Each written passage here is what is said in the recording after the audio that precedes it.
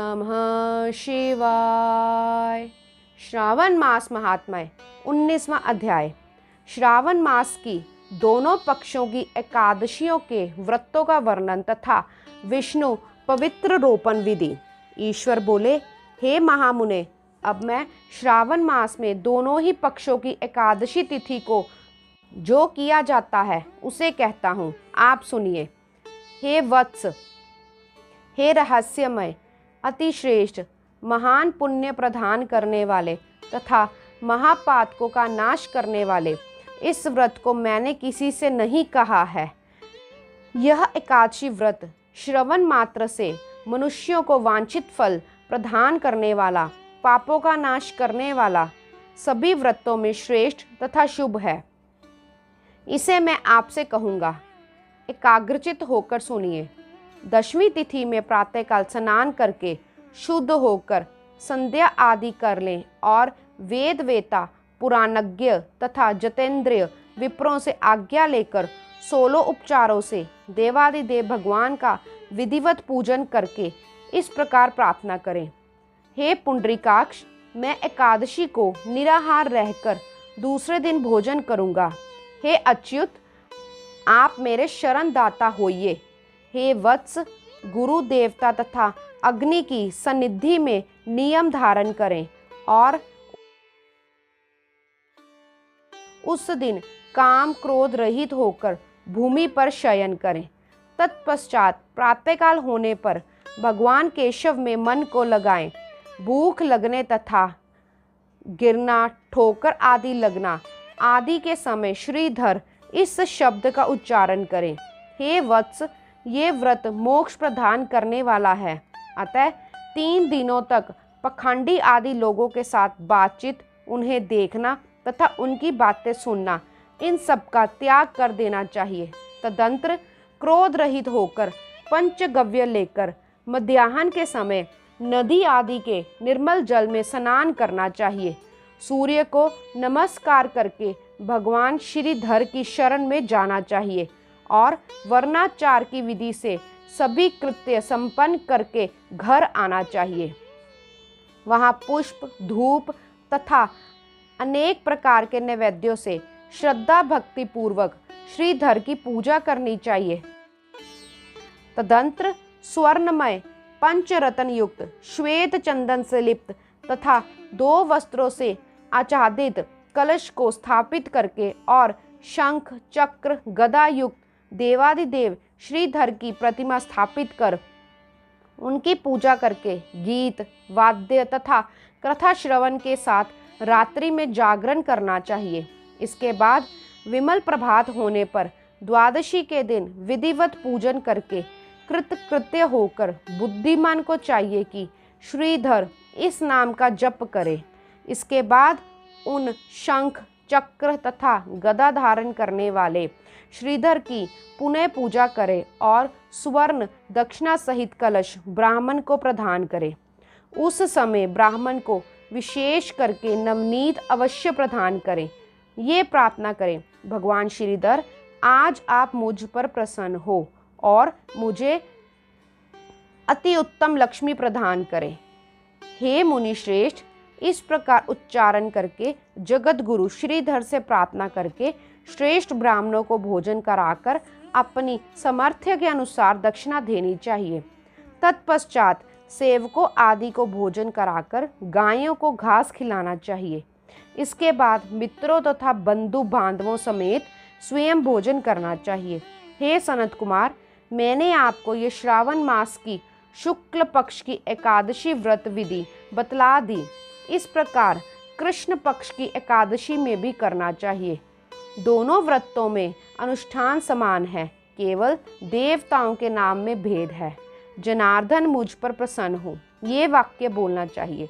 शुक्ल एकादशी के देवता श्रीधर हैं और कृष्ण एकादशी के देवता जनार्दन हैं। हे सनत कुमार, ये मैंने आपसे दोनों एकादशी व्रतों का वर्णन कर दिया। इस एकादशी व्रत के समान पुण्यप्रद व्रत ना तो कभी हुआ ना होगा। आपको ये व्रत गुप्त रखना चाहिए और दुष्ट हृदय वाले को नहीं प्रदान करना चाहिए। ईश्वर बोले, हे सनत कुमार, अब मैं द्वादशी तिथि में होने वाले श्री हरि के पवित्रारोपण व्रत का वर्णन करूंगा।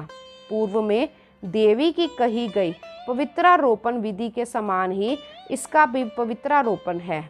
इसमें जो विशेष बात है उसे मैं बताऊंगा।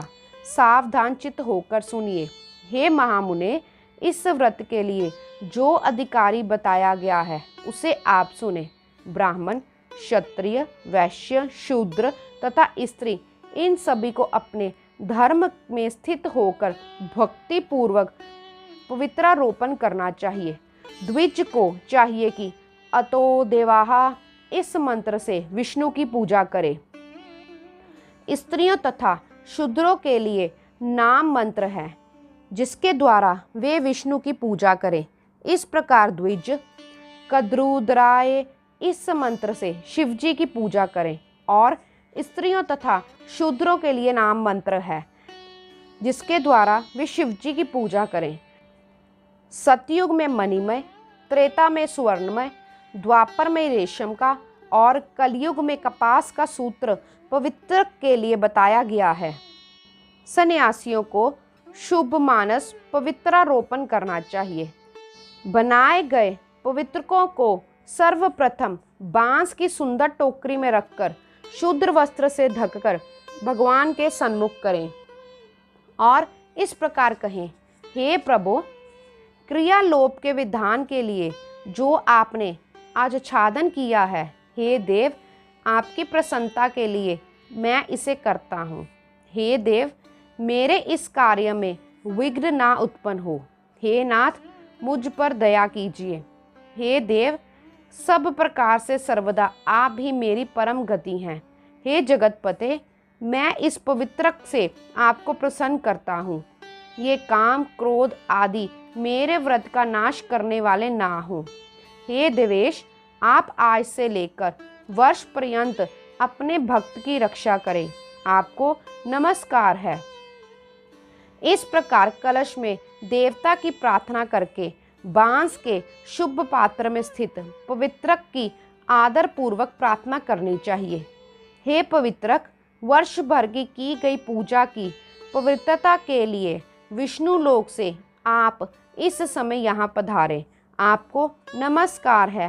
हे देव, मैं विष्णु के तेज से उत्पन्न मनोहर, सभी पापों का नाश करने वाले तथा सभी कामनाओं को पूर्ण करने वाले इस पवित्रक को आपके अंग में धारण कराता हूँ।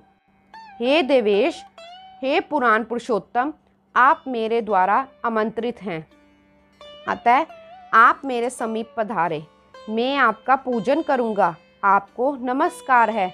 मैं प्रातःकाल आपको ये पवित्रक निवेदन करूँगा। तत्पश्चात पुष्पांजलि देकर रात्रि में जागरण करना चाहिए। एकादशी के दिन अधिवासन करें और द्वादशी के दिन प्रातःकाल पूजन करें। पुनः हाथ में गंध, धूर्वा तथा अक्षत के साथ पवित्रक लेकर ऐसा कहे, हे देव देव, आपको नमस्कार है।